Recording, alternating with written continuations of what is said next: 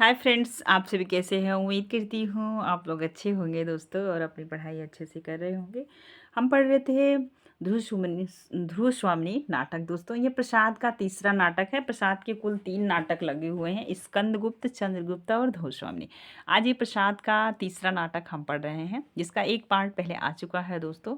इसका प्रकाशन 1935 ईस्वी में हुआ था। यह महिला सशक्तिकरण के बारे में नाटक है और पुनर्विवाह का भी वर्णन इसमें है। ये सारी चीज़ें हम पहले अंक में बात कर लिए हैं दोस्तों। यदि आप पहला अंक नहीं देखे हैं तो प्लीज़ देख लीजिए और आइए हमारे साथ चलिए पूरे नाटक को पढ़िए, क्योंकि जो है परीक्षक प्रश्न को अंदर से पूछ रहा है दोस्तों। चलिए चलते हैं नाटक की तरफ। द्वितीय अंक को हम पढ़ेंगे। ध्यान दीजिए, पहला अंक आप पढ़ लिए होंगे तो अच्छे से समझ आ रहेगा। हम दूसरा अंक पढ़ेंगे। एक दुर्ग के भीतर सुनहले काम वाले खंभे पर एक दालान, बीच में छोटी छोटी सी सीढ़ियाँ, उसी के सामने कश्मीरी खुदाई का सुंदर लकड़ी का सिंहासन, बीच के 2 खंभे खुले हुए हैं, उनके दोनों ओर मोटे मोटे चित्र बने हुए तिब्बती ढंग से रेशमी पर्दे पड़े हैं। सामने बीच में छोटा सा आंगन की तरह किसके दोनों ओर क्यारियां, उनमें 2-4 पौधे और लताएं फूलों से लदी हुई दिखलाई पड़ती हैं। अब उसी में ही कोमा का प्रवेश।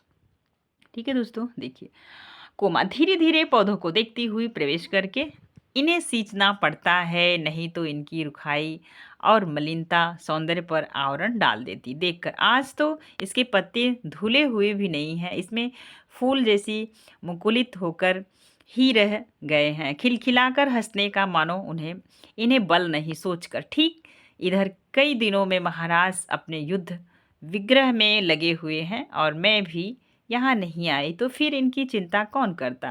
उस दिन मैंने यहाँ 2 मंच और भी रख देने के लिए कह दिया था, पर सुनता कौन है।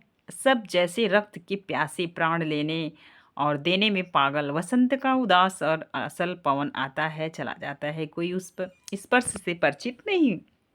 ऐसा तो वास्तविक जीवन नहीं। सीढ़ी पर बैठकर सोचने लगती है। प्रणय प्रेम जब सामने से आते हुए तीव्र आलोक की तरह आंखों में प्रकाश पुंज उड़ेल देता है, तब सामने की सब वस्तुएं और भी स्पष्ट हो जाती हैं। अपनी ओर से कोई भी प्रकाश की किरण नहीं। तब वहीं केवल वहीं हो पागलपन, भूल हो, सुख मिले, प्रेम करने की एक ऋतु होती है, उसमें चूकना, उसमें सोच समझकर चलना दोनों बराबर हैं। सुना है दोनों ही संसार के चतुरों की दृष्टि से मूर्ख बनते हैं। तब कोमा तो किसे अच्छा समझती है, गाती है। यौवन तेरी चंचल छाया, इसमें बैठे घूट भर पी लूं जो रस तू है लाया, मेरे प्याले में पद बनकर तुम कब तो छली समाया, जीवन वंशी के छिद्रों में स्वर बनकर लहराया, पल भर रुकने वाले कह तू पथिक कहाँ से आया। ये जो है कि कोमा का जो कथन है, ये बहुत बार पूछा हुआ है दोस्तों, ध्यान दीजिएगा। चुप होकर आंखें बंद किए तन्मय होकर बैठी रह जाती है। सकराज का प्रवेश हाथ में एक लंबी तलवार लिए चिंतित भाव से आकर इस तरह खड़ा होता है जिसे कोमा को नहीं देखा। ये कोमा का कथन है। सकराज खींकल अभी नहीं आया क्या? वहाँ बंदी तो नहीं कर लिया गया? नदी नहीं, यदि वे अंधे नहीं हैं तो उन्हें अपने सिर पर खड़ी विपत्ति दिखाई देनी चाहिए। सोचकर विपत्ति केवल उन्हीं पर तो नहीं, हम लोगों को भी रक्त की नदी बहानी पड़ेगी। चित्त बड़ा चंचल हो रहा है तो बैठ जाऊं, एक एकांत में अपने बिखरे हुए मन को संभाल लूं। इधर उधर देखकर कोमा आहट पाकर खड़ी होती है। उसे देखकर अरे कोमा कोमा कोमा, हाँ महाराज क्या आज्ञा है? सकराज उसे स्निग्ध भाव से देख, आज्ञा नहीं कोमा, तुम्हें आज्ञा न दूंगा। तुम रूठी हुई सी क्यों बोल रही हो? कोमा, रूठने का सुहाग मुझे मिला कब सकराज? आजकल मैं जैसी भीषण परिस्थिति में हूँ उसमें अन्य मनस्य होना स्वाभाविक है। तुम्हें यह भूल न जाना चाहिए कोमा। तो क्या आपकी दुश्चिंताओं में मेरा भाग नहीं? मुझे उससे अलग रखने से क्या वह परिस्थिति कुछ सरल हो रही है? सकराज तुम्हारे हृदय को उन दुर्भावनाओं में डालकर व्यथित नहीं करना चाहता। मेरे सामने जीवन मरण का प्रश्न है कोमा। प्रश्न स्वयं किसी के सामने नहीं आते। मैं तो समझती हूँ मनुष्य उन्हें जीवन के लिए उपयोगी समझता है। मकड़ी की तरह लटकने के लिए अपने आप ही जाला बोनता है। जीवन का प्राथमिक प्रसन्न उल्लास मनुष्य के भविष्य में मंगल और सौभाग्य को आमंत्रित करता है। उसे उदासीन न होना चाहिए महाराज सकराज। सौभाग्य और दुर्भाग्य मनुष्य की दुर्बलताओं के नाम है। मैं तो पुरुषार्थ को ही सबका नियामक समझता हूँ। ये सकराज का कथन पूछा हुआ है, आप इन्हें ध्यान दीजिएगा। समझता हूँ पुरुषार्थ की सौभाग्य को खींच लाता है। हाँ, मैं इस युद्ध के लिए उत्सुक नहीं था कोमा। मैं ही दिग्विजय के लिए नहीं निकला था कोमा। संसार के नियम के अनुसार आप अपने से महान के सम्मुख थोड़ा सा विनीत बनकर उस उपद्रव से अलग रह सकते थे सकराज। यही तो मुझसे नहीं हो सकता कोमा। अभावमयी लघुता में मनुष्य अपने को महत्वपूर्ण दिखाने का अभिनय न करे तो अच्छा क्या नहीं। सकराज चिढ़कर, यह शिक्षा अभी रहने दो कोमा। मैं किसी से बड़ा नहीं हूँ तो छोटा भी नहीं बनना चाहता। तुम अभी तक भाषाड़ी प्रतिमा की तरह वहीं खड़ी हो। मेरे पास आओ कोमा। पाषाणी का राजा, पाषाणी के भीतर भी इतनी मधुर स्रोत बहते रहते हैं, उसमें मदिरा नहीं शीतल जल की धारा बहती, प्यासों की तृप्ति सकराज। किंतु मुझे तो इस समय स्फूर्ति के लिए एक प्याला मदिरा ही चाहिए कोमा। स्थिर दृष्टि से देखती हुई, मैं ले आती हूँ, आप बैठिए कोमा। एक छोटा सा मंच रख देती हैं और चली जाती हैं। सकराज मंच पर बैठ जाता है। खिंगल का प्रवेश। सकराज, कहो जी, क्या समाचार है खिंगल। महाराज, मैंने उन्हें अच्छी तरह समझा दिया कि हम लोग का अवरोध दृढ़ है। उन्हें दो में से एक करना ही होगा, या तो अपने प्राण दें अन्यथा मेरी संधि के नियमों को स्वीकार करें। सकराज उत्सुकता से, तो वे समझ गए किंगल। दूसरा उपाय ही क्या था। यह छे यह छोकरा राजगुप्त रामगुप्त समुद्रगुप्त की तरह दिग्विजय करने निकला था। उसे इन बीहड़ पहाड़ी घाटियों का परिचय नहीं मिला, किंतु सब बातों को समझकर वह अपने नियमों को मानने के लिए बाध्य हुआ। सकराज प्रसन्नता से उठकर दोनों हाथ पकड़ लेता है। ये तुम सच कहते हो, मुझे आशा नहीं। क्या मेरा दूसरा प्रस्ताव भी रामगुप्त ने मान लिया। स्वर्ण के कलश में मदिरा लेकर कोमा चुपकी से आकर पीछे खड़ी हो जाती है। खिंगल, हाँ महाराज। उसने मांगे हुए सब उपहारों को देना स्वीकार किया। ध्रुव स्वामिनी को भी आपकी सेवा में शीघ्र ही उपस्थित होती हैं। कोमा चौंक उठती है और सकराज प्रसन्नता से खिंगल के हाथों को झकझोरने लगती है। सकराज, खिंगल, तुमने कितना सुंदर समाचार सुनाया। आज देव पुत्रों की स्वर्गीय आत्माएं प्रसन्न होंगी। उनकी पराजय का यह प्रतिशोध हम लोग गुप्तों की दृष्टि में जंगली, बर्बर और असभ्य हैं, तो फिर मेरी प्रतिहिंसा ही बर्बरता से भी अनुकूल होगी। हाँ, मैंने अपने सुर सामंतों के लिए भी स्त्रियां मांगी थी खिंगल, वे भी साथ ही आएंगी। सकराज, तो फिर सोने की झांझ वाली नाच का प्रबंध करो। इस विजय का उत्सव मनाया जाए और मेरे सामंतों का भी शीघ्र बुला लाओ। खिंगल का प्रस्थान।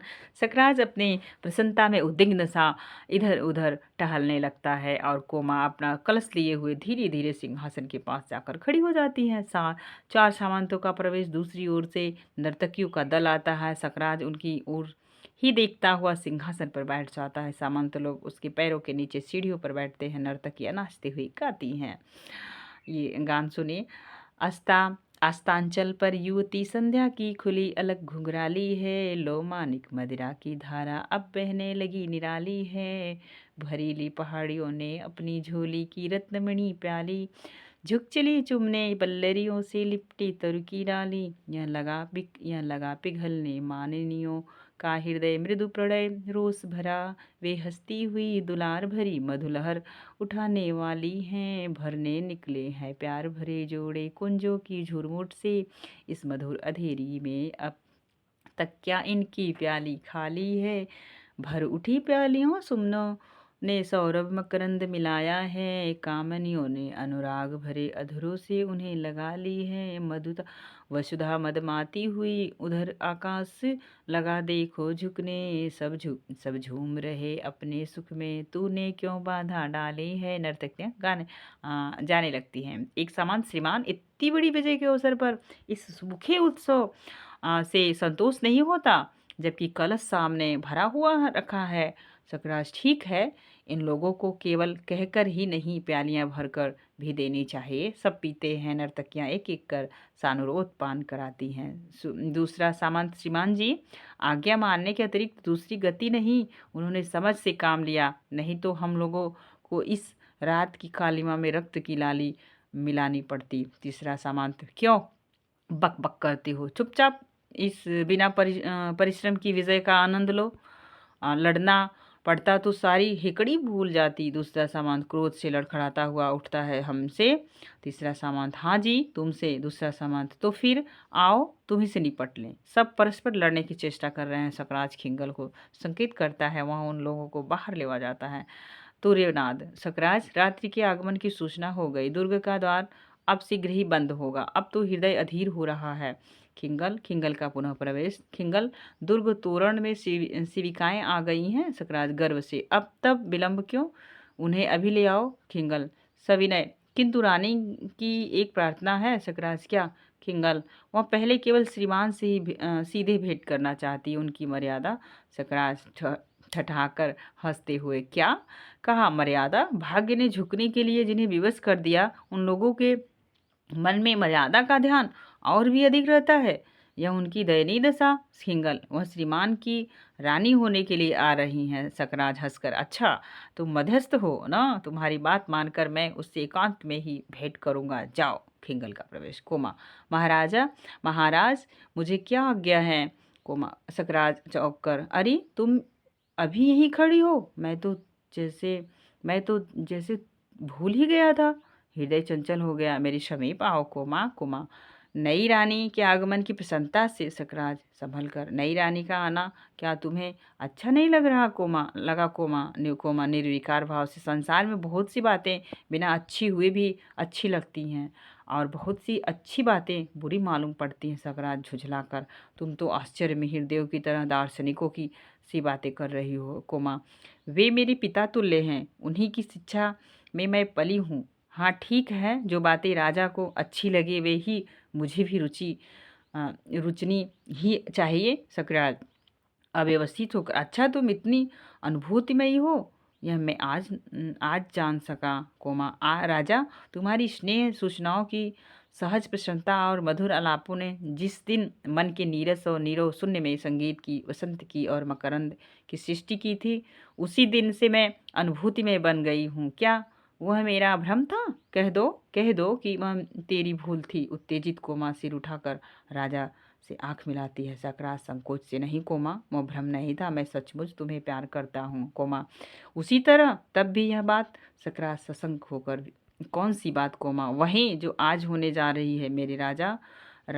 आज तुम एक स्त्री को अपने पति से विच्छिन्न कराकर अपने गर्व की तृप्ति के लिए कैसा अनर्थ कर रहे हो? सकराज बात उड़ाते हुए हंसकर, पागल कोमा, यह मेरी राजनीति की प्रतिशोध है। कोमा दृढ़ता से, किंतु राजनीति का प्रतिशोध क्या एक नारी के कुचले बिना नहीं हो सकती?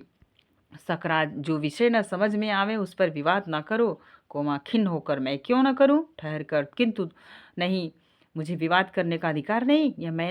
यह मैं समझ गई। वह दुखी होकर जाना चाहती है कि दूसरी ओर से मिहिरदेव का प्रवेश। सकराज संभ्रम से खड़ा होकर, धर्म पूज्य, मैं वंदना करता हूँ। मिहिरदेव कल्याण हो। कोमा के सिर पर हाथ रखकर, बेटी, मैं तो तुमको ही देखने चला आया, तू उदास क्यों? सकराज की ओर मुंह दृष्टि से देखने लगता है। सकराज, आचार्य रामगुप्त का दर्प दलन दलन करने के लिए मैंने ध्रुवस्वामिनी को उपहार में भेजने की आज्ञा उसे दी थी। आज रामगुप्त की रानी मेरे दुर्ग में आई हैं। कोमा को इससे आपत्ति है। मिहिरदेव गंभीरता से, ऐसे काम में तो आपत्ति होनी ही चाहिए।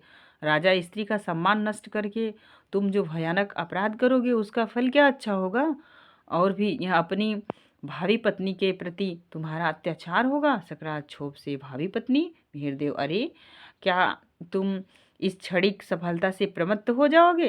क्या तुमने अपने आश्चर्य की प्रतिपालिता कुमारी को साथ स्नेह का संबंध नहीं स्थापित किया है? क्या इसमें भी संदेह है? राजा, स्त्रियों का स्नेह विश्वास भंग कर देना कोमल तंत्र को तोड़ने से भी सहज है, परंतु सावधान होकर उसके परिणाम को भी सोच लो। सकराज, मैं समझता हूँ कि आप मेरे राजनीतिक कामों में हस्तक्षेप ना करें तो अच्छा हो। मिहिरदेव, राजनीति ही मनुष्य के लिए सब कुछ नहीं है। राजनीति के पीछे नीति से भी हाथ न धो बैठो।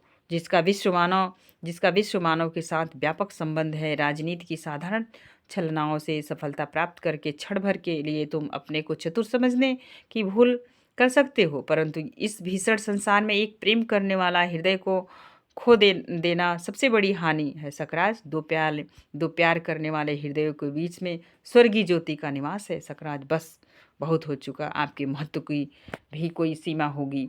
अब आप यहाँ से नहीं जाते हैं तो मैं ही चला जाता हूँ प्रस्थान में हृदयों। कल चल कोमा, हम लोग को लताओं वृक्षों चट्टानों से छाया और सहानुभूति मिलेगी। इस दुर्ग से बाहर चल कोमा। गदगद कंठ से पिताजी खड़ी रहती है। हृदय बेटी, हृदय को संभाल, कष्ट सहन करने के लिए प्रस्तुत हो जा। प्रताड़ना में बड़ा मोह होता है, उसे छोड़ने को मन नहीं करता कोमा। छल का बहिरंग सुंदर होता है, विनीत और आकर्षक भी, पर दुखदाई और हृदय को बेधने के लिए इस बंधन को तोड़ डाल कोमा। सकरुण तोड़ डालूं पिताजी, मैंने जिसे अपने आंसुओं से सींचा वहीं दुलार भरी वलरी मेरे आंख बंद कर चलने में मेरे ही पैर को उलझ गई हैं। दे दूं एक झटका, उसकी हरी हरी पंक्तियां कुचल जाए और वह छिन्न भिन्न होकर धूल में लौटने लगे। न ऐसी कठोर आज्ञा न दो, ऐसी कठोर आज्ञा न दो मिहिरदेव। निश्वास लेकर आकाश को देखते हुए, यहाँ तेरी भलाई होती तो मैं चलने के लिए न कहता। हम लोग अखरोट की छाया में बैठेंगे, झरनों के किनारे दाख की कुंजों में विश्राम करेंगे। जब नीले आकाश में मेघों के टुकड़े मानसरोवर जाने वाले हंसों का अभिनय करेंगे, तब तू अपनी तकली पर उन कातियों कातती हुई कहानी कहेगी और मैं सुनूंगा कोमा। तू तो चलूं एक बार चारों ओर देखकर, एक घड़ी के लिए मुझे डॉट डॉट। मिहिरदेव उब कर आकाश की ओर देखता हुआ, तू नहीं मानती? वह देख, नील लोहित रंग का धूमकेतु अविचल भाव से इस दुर्ग की ओर कैसा भयानक संकेत कर रहा है कोमा। उधर देखते हुए तब एक क्षण मुझे मिहिरदेव, पागल लड़की, अच्छा मैं फिर जाऊंगा, तू सोच ले, विचार कर ले। जाता है कोमा, जाना ही होगा। तब यह मन की उलझन क्यों? अमंगल का अभिशाप अपनी क्रूर हंसी से इस दुर्ग को कपा देगा और सुख के स्वप्न विलीन हो जाएंगे। मेरे यहाँ रहने से उन्हें अपने भावों को छिपाने के लिए बनावटी व्यवहार करना होगा। पग पग पर अपमानित होकर मेरा हृदय उसे सह न सकेगा। तो चलूं? यही ठीक है पिताजी, ठहरिए, मैं आती हूँ। सकराज प्रवेश करके कोमा जाती हूँ। राजा सकराज भयभीत होकर उसे देखता हुआ, ओह भयावनी पूछ वाला धूमकेतु, आकाश का उच्च श्रृंखल पर्यटक, नक्षत्र लोक का अभिशाप, कोमा आश्चर्य को बुलाओ। वे जो आदेश देंगे वही मैं करूँगा। इस अमंगल की शांति होगी चाहिए। कोमा, वे बहुत चिढ़ गए हैं, अब उनको प्रसन्न करना सहज नहीं है। वे मुझे अपने साथ लिवा जाने के लिए मेरी प्रतीक्षा करते होंगे। सकराज कोमा पिताजी के साथ, कोमा पिताजी के साथ। सकराज और मेरा प्यार, मेरा स्नेह सब भुला दोगी इस अमंगल की शांति कर करने के लिए? आश्चर्य को न समझाओगी कोमा खिन्न होकर। प्रेम का नाम न लो, वह एक पीड़ा थी जो छूट गई, उसकी कसक भी धीरे धीरे दूर हो जाएगी। राजा मैं तुम्हें प्यार नहीं करती, राजा मैं तुम्हें प्यार नहीं करती, मैं तो दर्प से दीप्त तुम्हारी महत्वमयी पुरुष मूर्ति की पुजारिन हूँ थी, जिसमें पृथ्वी पर अपने पैर से खड़े रहने की दृढ़ता थी। वह स्वार्थ मलिन कलुष से भरी मूर्ति से मेरा परिचय नहीं। अपने तेज की अग्नि में जो सब कुछ भस्म कर सकता हो, उसे दृढ़ता का आकाश के नक्षत्र कुछ बिना बिगाड़ नहीं सकते। तुम आशंका मात्र से दुर्बल, कंपित और भयभीत हो। सकराज धूमकेतु को बार बार देखता हुआ भयानक, कोमा मुझे बचाओ। कोमा जाती है। महाराज पिताजी मेरी प्रतीक्षा करते होंगे। जाती है। सकराज अपने सिंहासन पर हताश होकर बैठ जाता है। प्रहरी प्रवेश करके, महाराज ध्रुवस्वामिनी ने पूछा है कि एकांत हो तो आऊं? सकराज हाँ, कह दो कि यहाँ एकांत है और देखो यहाँ दूसरा कोई ना आने पावे। प्रहरी जाता है। सकराज चंचल होकर टहलने लगता है। धूमकेतु की ओर दृष्टि जाती है तो भयभीत होकर बैठ जाता है। पर सकराज, तो इसका कोई उपाय नहीं? न जाने क्यों मेरा हृदय घबरा रहा है। कोमा को समझा बुझा कर ले आना चाहिए सोच समझ कर, किंतु इधर दुश्वामिनी जो आ रही है तो भी देखूं, यहीं कोमा प्रसन्न हो जाता है। स्त्री वेश में चंद्रगुप्त आगे और पीछे, ध्रुवस्वामिनी स्वर्ण खचित उत्तरी में सब अंग छिपाए हुए आती है। केवल खुले हुए मुंह पर प्रसन्न चेष्टा दिखाई देती है। चंद्रगुप्त, तुम आज कितनी प्रसन्न हो ध्रुवस्वामिनी, और तुम क्या नहीं? चंद्रगुप्त, मेरे जीवन निशीथ व ध्रुव नक्षत्र इस घोर अंधकार में अपनी स्थिर उज्ज्वलता से चमक रहा है। आज महोत्सव है ना? और ध्रुवस्वामिनी लौट जाओ, इस तुच्छ नारी जीवन के लिए इतने महान उत्सर्ग की आवश्यकता नहीं। चंद्रगुप्त देवी, ये तुम्हारा क्षणिक मोह है। मेरी परीक्षा ना लो। मेरे शरीर ने चाहे जो रूप धारण किए हो, किंतु हृदय निश्चल है। ध्रुवस्वामी, अपनी कामना की वस्तु न पाकर यहाँ आत्महत्या जैसा प्रसंग तो नहीं। चंद्रगुप्त, तीखे वचनों से मर्माहत करके भी आज कोई मुझे इस मृत्यु पक्ष से विमुख नहीं कर सकता। मैं केवल अपना कर्तव्य करूं, इसी में मुझे सुख है। दुशामनी संकेत करती सकराज का प्रवेश। दोनों चुप हो जाते हैं। वहाँ दोनों को चकित होकर देखता है। सकराज, मैं किसकी रानी समझूं? रूप का ऐसा तीव्र आलोक? नहीं, मैंने कभी नहीं देखा था। इसमें कौन दुशामनी है? दुशामनी, यह मैं आ गई हूँ। चंद्रगुप्त हंसकर, सकराज को तुम धोखा नहीं दे सकती हो। दुष्वामनी कौन है? यह एक अंधा भी बता सकता है। दुष्वामनी आश्चर्य से, चंद्र, तुमको क्या हो गया है? यहाँ आने पर तुम्हारी इच्छा रानी बनने की हो गई है, यहाँ मुझे सकराज से बचा लेने की के लिए यह तुम्हारी स्वाभिभक्ति। सकराज चकित होकर दोनों की ओर देखता है। चंद्रगुप्त, कौन जाने तुम ही ऐसा कह रही हो। दुष्वामनी, चंद्रे, तुम मुझे दोनों ओर से नष्ट न करो। यहाँ से लौट जाने पर भी क्या मैं गुप्तकुल के अंतःपुर में रह सक पाऊंगी? चंद्रगुप्त, चंद्र कहकर मुझको पुकारने से क्या तात्पर्य है? यहाँ अच्छा झगड़ा तुमने फैलाया, इसलिए मैंने एकांत में मिलने की प्रार्थना की थी। दुस्वामिनी, तो क्या मैं यहाँ भी चली जाऊंगी? सकराज, ठहरो। दोनों को ध्यान से देखता है। क्या चिंता, यदि मैं दोनों को ही रानी समझ लूँ? दुस्वामिनी, चंद्रगुप्त, है।